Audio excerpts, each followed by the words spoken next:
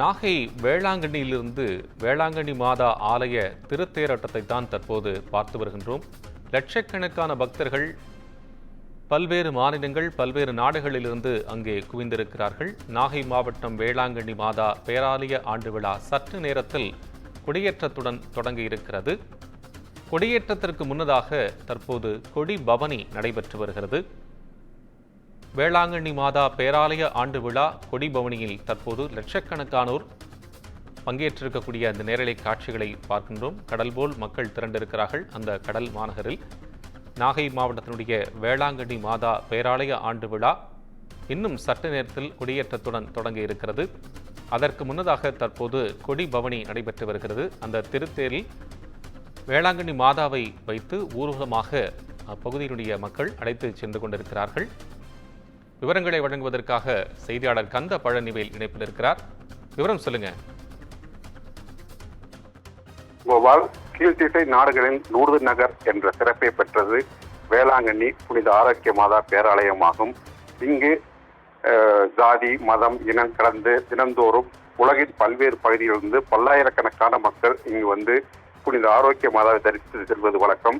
புனித ஆரோக்கிய மாதாவின் ஆண்டு திருவிழா என்பது ஆகஸ்ட் 29ஆம் தேதி தொடங்கி செப்டம்பர் 8ஆம் தேதி வரை 10 நாட்கள் நடைபெறக்கூடிய ஒரு நிகழ்ச்சியாகும். இந்த 10 நாள் திருவிழாவில் உலகின் பல்வேறு பகுதிகளிலிருந்து சுமார் 20 லட்சத்திற்கும் மேற்பட்ட பக்தர்கள் வந்து வழிபாடு நடத்துவது வழக்கம். குறிப்பாக கொடியேற்ற தினத்திற்காக தமிழகத்தின் பல்வேறு பகுதிகளிலிருந்து பொதுமக்கள், யாத்திரிகர்கள் வந்து நடைபயணமாக வேளாங்கண்ணிக்கு கடந்த 2 நாட்களாக வந்து குவிந்த வண்ணம் உள்ளனர். இன்று நடப்பாண்டுக்கான ஆண்டு திருவிழாவானது இன்னும் சற்று நேரத்தில் கொடியேற்றத்துடன் துவங்க உள்ளது. இதனை காண்பதற்காக லட்சக்கணக்கான மக்கள் தற்சமயம் வேளாங்கண்ணியில் குவிந்துள்ளனர். வேளாங்கண்ணி நகரை பார்த்தால் எங்கு பார்த்தாலும் மனித தலைகளால் கடல் போல் காட்சியளிக்கிறது. தற்போது நடைபெறும் நிகழ்வு என்று பார்த்தோம் என்றால் கொடியேற்றத்திற்கு முன்பாக இந்த கொடி ஊர்வலம் என்பது நடைபெறும். பேராலய வாயிலில் இருந்து அன்னை வேளாங்கண்ணி மாதாவை திருத்தேரியில் எழுந்தருள செய்து அதில் கொடியை வைத்து ஊர்வலமாக எடுத்துச் செல்வார்கள். இந்த கொடி ஊர்வலம் என்பது வேளாங்கண்ணி பேராலயத்தை சுற்றி கடற்கரை சாலை, ஆயநாடு தெரு வழியாக சுற்றி மீண்டும் பேராலயத்தை வந்தடையும்.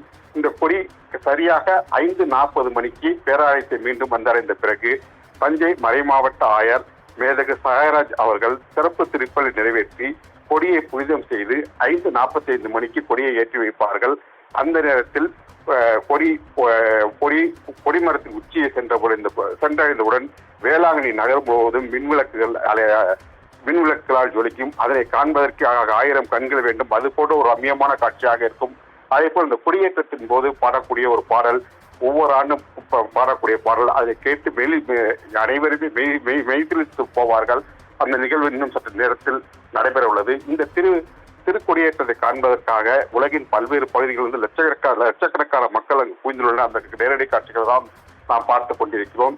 வேளாங்கண்ணி மட்டுமல்ல, வேளாங்கண்ணி சுற்றியுள்ள பகுதிகளில் உள்ள உயரமான இடங்களிலிருந்து திருக்கொடியேற்றத்தை பார்ப்பதற்காக மக்கள் ஆங்காங்கே கூடியிருக்கிறார்கள். கொடியேற்றத்தை காண காத்திருக்கிறார்கள். இந்த நிலையில் பார்த்தோம் என்றால் வேளாங்கண்ணிக்கு வரக்கூடிய பக்தர்கள் எண்ணிக்கையானது அதிகரித்துக் கொண்டே வருகிறது. காலை நிலவரப்படி சுமார் 2 to 3 லட்சம் பேர் வந்திருப்பதாக வேளாங்கண்ணி பேராலய சார்பில் தெரிவிக்கப்பட்ட நிலையில் தற்சமயம் அதன் எண்ணிக்கை 5 லட்சத்தை தாண்டி உள்ளதாக கூறப்படுகிறது. மேலும் மக்கள் சாலை மார்க்கமாக வந்த வண்ணம் உள்ளனர். குறிப்பாக பார்த்தோம் என்றால் வேளாங்கண்ணி சென்னை கிழக்கு கடற்கரை சாலை, நாகை திருச்சி தேசிய நெடுஞ்சாலை, வேளாங்கண்ணி தூத்துக்குடி கிழக்கு கடற்கரை சாலை ஆகிய பிரதான சாலைகள்லாம் போக்குவரத்து நெரிசல் ஏற்பட்டுள்ளது. வாகனங்கள் வரிசையாக அணிவகுத்து வந்து கொண்டிருக்கிறது. இதனால் பெரும் போக்குவரத்து பாதிப்பு ஏற்பட்டுள்ளது. அதனையும் மீறி வேளாங்கண்ணி நகரமே தற்சமயம் இந்த கொடியேற்றத்தை காண்பதற்காக கூடியுள்ள யாத்திரிகள் பக்தி பரவசத்துடன் கூடியுள்ளனர். கோபால், நன்றி கந்த பழனிவேல், உங்கள் விவரங்களுக்கு நன்றி.